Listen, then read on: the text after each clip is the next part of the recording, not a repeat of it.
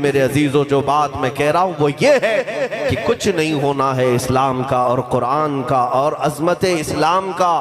جو کچھ بھی ہے آج ہمارا اور تمہارا امتحان ہے. اسلام تو کربلا کے میدان میں بھی لہلہاتا رہا, حسین کٹ گئے, بچے شہید ہو گئے, لیکن کیا اسلام ختم ہوا؟ احمد بن حنبل کی پیٹھ پر کوڑے مارے جاتے رہے.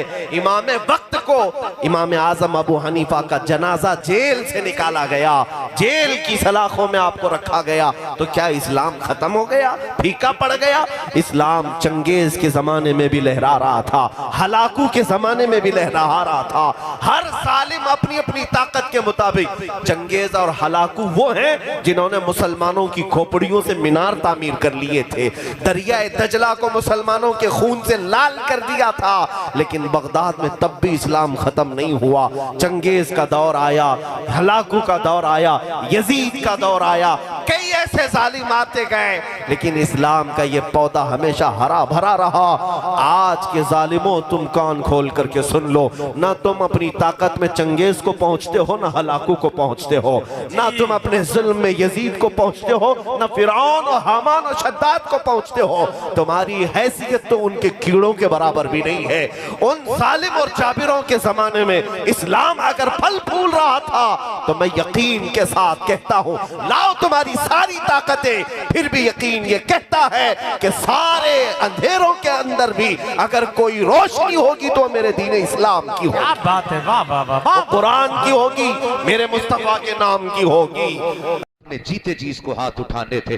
اپنی زندگی میں اس نے ان لوگوں سے معافی مانگنی تھی جن کا اس نے دل دکھایا تھا, ان کے آگے اس کو جھکنا تھا جن کو اس نے برسر عام ذلیل کیا تھا, جن کے آگے کھڑے ہو کے کہتا تھا تیری اوقات کیا ہے میرے سامنے, اے کوئی میرے مقابلے کا. آج زمین چیخ کے کہہ رہی ہے تمہارے کہنے سے کچھ نہیں ہونے والا. آج اسے اس کی اوقات یاد دلائی جائے گی. اور بھائی اس سے پہلے کے سانسیں بند ہو جائیں, اس سے پہلے کہ آنکھوں پہ لوگ ہاتھ رکھیں, اس سے پہلے کہ دھڑکن رک جائے, اپنے جیتے جی اپنے روٹے ہوئے بھائیوں کو مناؤ. جنہیں دکھ دیا گئے ان سے معافی مانگو, جن کا حق مارا گئے ان کا حق دے کے جاؤ, تاکہ کوئی قبر پہ کھڑے ہو کر کے معافی مانگے نہ مانگے, قبر خود آواز دے کے کہے کوئی ہاتھ اٹھاؤ نہ اٹھاؤ, کرم ایسے کر کے آ رہا ہے, یہ مجھے بھی پیارا ہو گیا ہے, مدینے والے کو بھی پیارا ہو گیا. اس وقت پوری دنیا میں ہنگامہ ہے,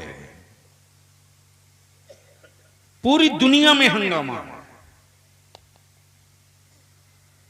مسلمانوں کے بچوں کی صحت اور پرسنالٹی کی نہیں, مسلمانوں کے مکانوں کی نہیں,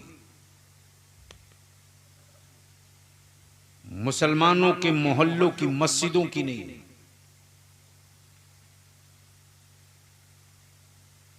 مسلمانوں کی تجوریوں کے سکوں کی نہیں. پوری دنیا میں دہشت ہے تو صرف اسلام سے. توجہ چاہوں, آج کوئی کسی پر ریسرچ نہیں کر رہا. جی سب اسلام پہ لگے جی,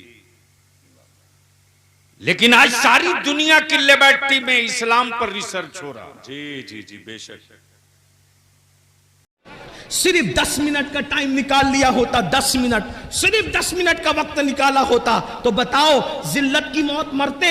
اور یہ مت تعویلیں مت کرنا, آقا نے جو فرمایا وہ ہو کے رہے گا, تمہارے منہ سے جو نکلی وہ بات ہو کے رہی. اللہ اکبر, نماز پڑھو گے, نماز کی پابندی کرو گے تو ذلت کی موت نہیں آئے گی بلکہ عزت کی موت آئے گی. انشاءاللہ عزت سے جاؤ گے, بلکہ اللہ وہ عزت دے گا کہ زمین کے اوپر لوگ عزت کریں گے, اور جب قبر میں جاؤ گے تو فرشتے تمہاری عزت کرتے نظر آئیں گے.